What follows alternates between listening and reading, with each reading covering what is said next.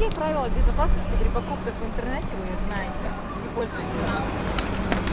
Карту привязывать отдельную. Ну и все, наверное. Отдельная карта.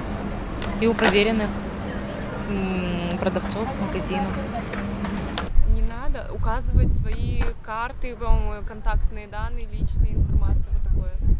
Надо переходить по безопасным ссылкам и вводить свою карту. Не отвечать на спам-номера. Ну, соответственно, заходить в браузер, в безопасный режим.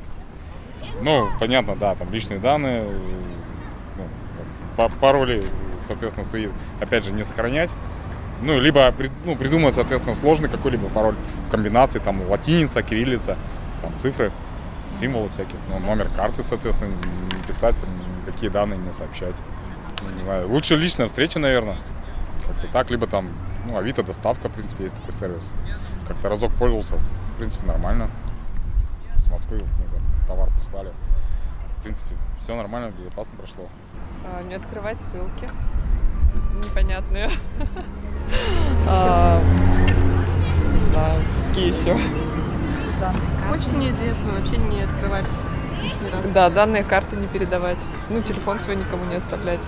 Если сайт незнакомый, то я не ввожу свои данные с карты. Если, опять же, нет отзывов, я тоже не перехожу на данный сайт. Ну да, пользуюсь. Отдельная карта для покупок. Только проверенные магазины, безусловно. Ну, пытаюсь соблюдать грамотность и безопасность в интернет-пространстве, да. Никому не даю свои данные. Ни контактные, ни паспортные, ничего. Не сообщаю. По ссылкам не перехожу.